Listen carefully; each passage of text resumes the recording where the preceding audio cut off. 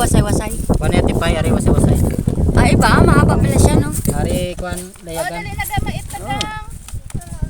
Init. Dami niya na.